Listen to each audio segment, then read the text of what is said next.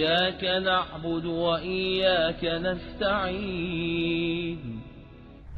In total, we have 6 reasons that Ayatollah Jawadi brings as to why this Iyaka has been brought to the front, and they're very interesting. Some of them are slightly more intricate than others, and so inshallah we're going to try and explore each of these. And the first 2 are the ones that you have mentioned.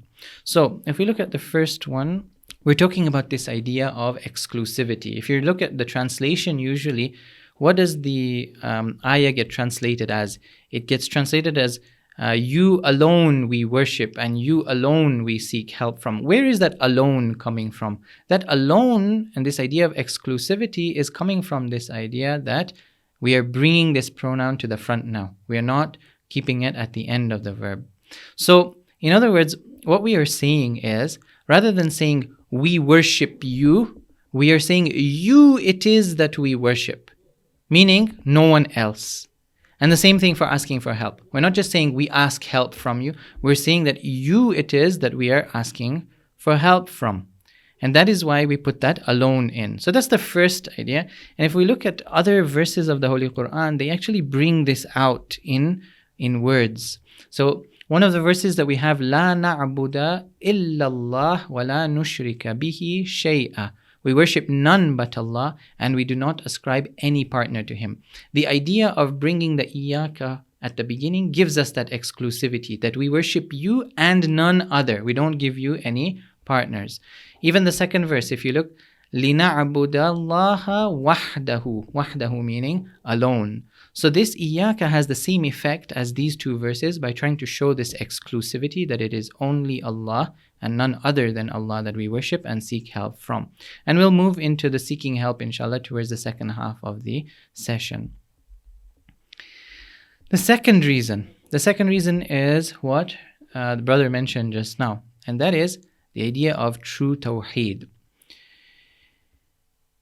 There's a general rule in Arabic that when we speak or when we say something, usually what we want to do is bring that which is most important to the front. That's a general rule of Arabic. So even when we're reading something, if it's written in eloquent Arabic, that which we need to focus upon will be at the front of the sentence, and that which has less focus is brought later on.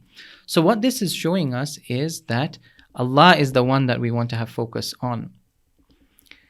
However, there is a deeper understanding to this, because it's not just a convention that because the Arabic language has it, that's why we are doing it. What we want to understand is the deeper meaning behind bringing something to the front and giving it importance.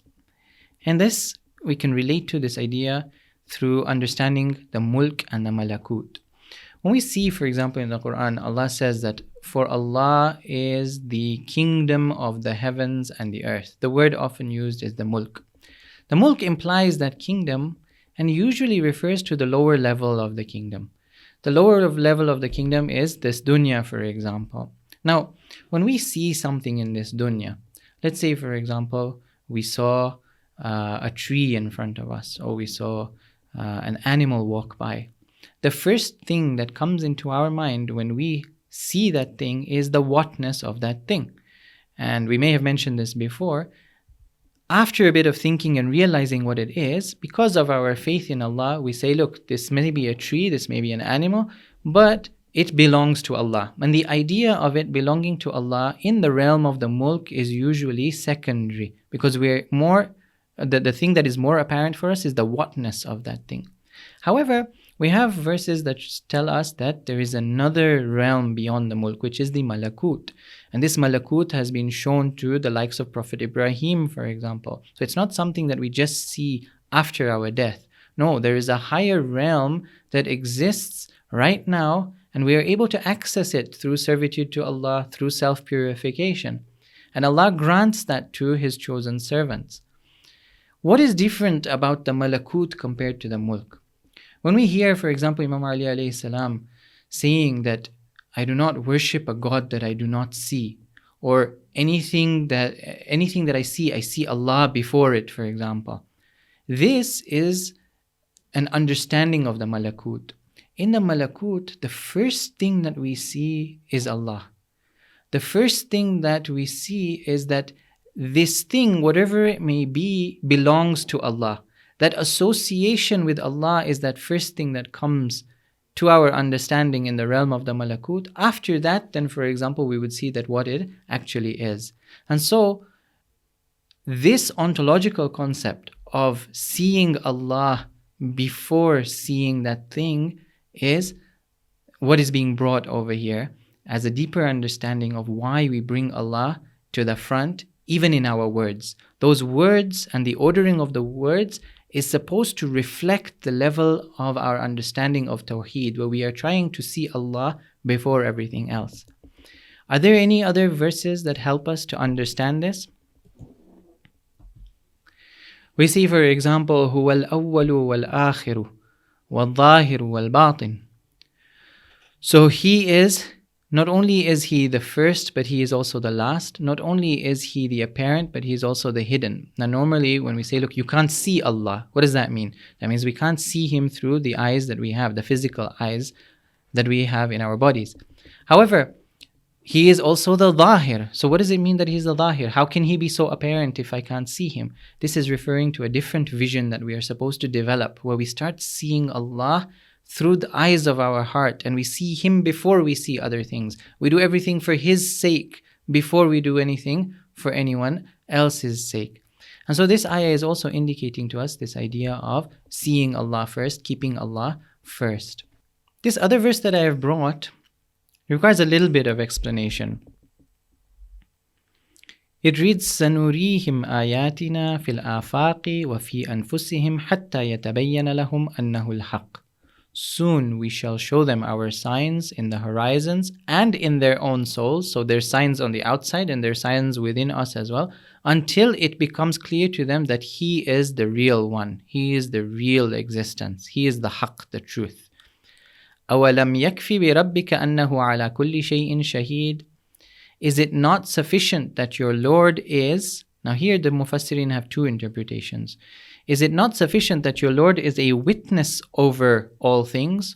Or is it not sufficient that your Lord is witnessed before all things? So this word shaheed. Shaheed, if we look into it, it could have one of two meanings. It could be the shahid, the one who witnesses other things. And we'll see this in some of the tafasir. But in other tafasir, the explanation is given that he is actually the mashhood. He is the one that is witnessed before everything else. Ala kulli shay. This ala is showing precedence before something else. He is the one that is witnessed. Now, what does it mean that he is witnessed before something else? We gave the example of that by looking at the realm of the malakut. But let me give you another example that might help to understand this, even in the physical world. When I say that I see something, I'm seeing a screen over here, I'm seeing your lovely faces over here. What is it that I'm actually seeing?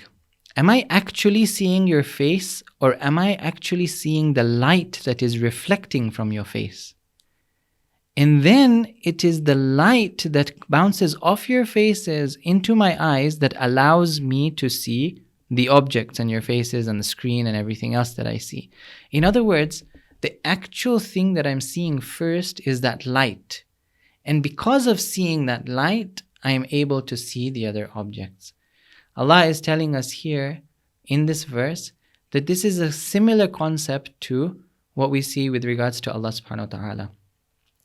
That everything that is out there is only visible to us because Allah exists. It is everything in this world is fully dependent on the existence of Allah, such that it is His existence that enables us to see everything else. And this may be one of the interpretations that some of the scholars have given as to why Allah is called Nurun Nur. Now, it obviously doesn't have to be in a physical way. But if we were to look at it in a physical way, that means that even that light that enters my eyes first so that I can see you, I am seeing Allah before seeing that light, because He is the Nur of that Nur. So in other words, the idea of bringing the pronoun at the front is a manifestation of this true Tawheed, where that which I say is reflecting a reality that I'm hoping to achieve, and that reality is trying to see and witness Allah first before witnessing anything else.